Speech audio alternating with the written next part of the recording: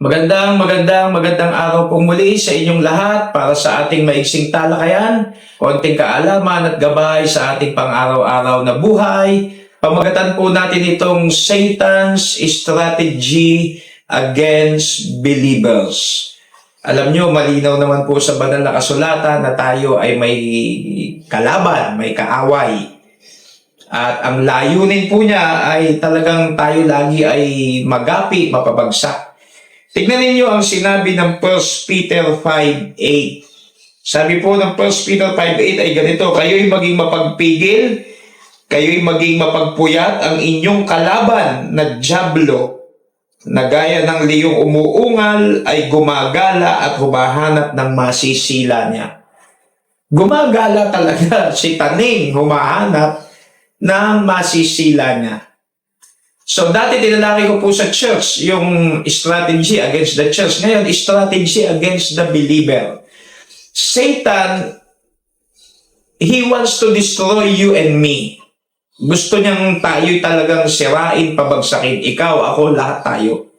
Satan's battleground is our mind. Satan's biggest target is the Word of God. Tingnan nyo ang Matthew chapter 4, nung tuksohin si Jesus ni Satanas. Gumagamit din si Satan ng mga salita ng Diyos pero baluktot ang pagpapaliwanag. Tapos nire-refute din ng Panginoong Jesus ng mga salita ng Diyos na tama ang pagpapaliwanag. Kaya totoo po, Satan's biggest target is the Word of God. Kaya nga lahat ng nagtuturo ng kulto dito sa Pilipinas na lang may hawak din silang Bible and yet sobrang mali ng kanilang katuruan. Bakit? Ininterpret nila ang Biblia ng malayo sa katotohanan at yun ang gustong-gusto ni Taning. Okay, anong mga strategy ni Satan sa mga personal nating buhay, individual believer? Number 1, he directs our attention toward a need. Gusto ni Taning lagi makita mo may kailangan ka, kawawa ka, mag-self-pity ka. Gusto niya sasabihin, hindi ka naman tinutugon ng Diyos, ganyan ba mananampalataya? Yun ang gusto lagi ni Taning sa atin, na lagi ang focus natin nandun sa need, tapos nakakalimutan natin ang dami ng ginawang tugon ng Diyos at blessing na binigay sa atin. Gusto niya malambungan ang ating puso't kaisipan. So tandaan natin yan. He directs our attention toward the need. Number 2, he chooses time when we are at the weakest point of our life. Mas malakas kumilos si Taning pag alam niyang mahina ka. Nung itempt niya si Jesus sa Matthew chapter 4, katatapos ni Jesus mag-fasting, nangihina siya physically. So, ingat tayo kapag tayo'y maraming problema, maraming bagyo ng buhay, maraming bayarin, maraming pagsubok, babanat si Taning dyan at gusto niya talagang ikaw ay malayo sa Diyos, magrebelde sa Diyos. He chooses time when we are at the weakest point of our life. Number 3 strategy, he creates doubts in our minds. Ginamit niya to kay Adam and Eve. Nung sabihin niya, totoo ba na pag kinain niyo yan, na ganito mangyayari sa inyo? Pipilitin ni Satanas na maglagay ng pagdududa sa puso't isip mo para huwag kang manalig sa Panginoon. Para pagdudahan mo na hindi naman ata tama ang ginagawa ng Diyos. Parang hindi naman ata totoo ang sinasabi ng Diyos. So, trabaho po ni Satanas yan. He creates doubts in our minds.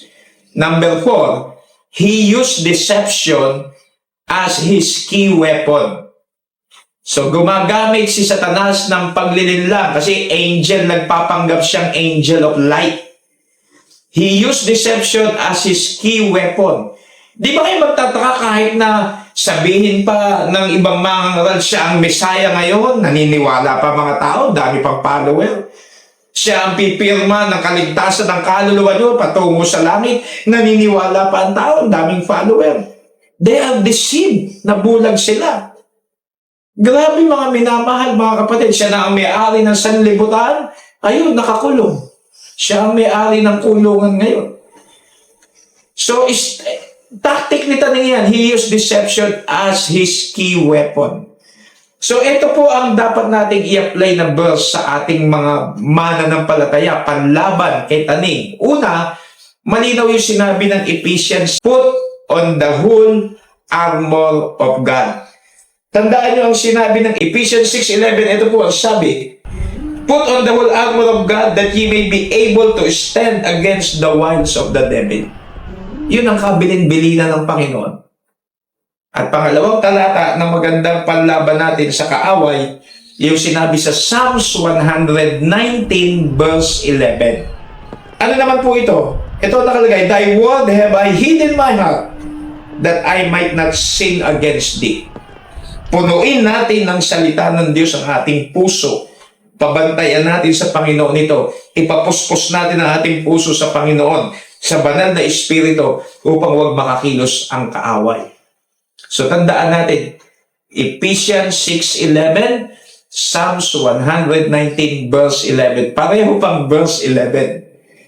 So I hope may natutunan tayo. Hindi tumitigil ang kaaway para tayo ipabagsakin.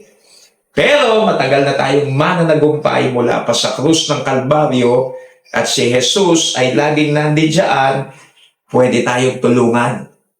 Okay? So, nawa kinapulutan nyo ng aral. Hanggang dito na lamang po akong muli. Ito po ang inyong lingkod, ang Peking Kano.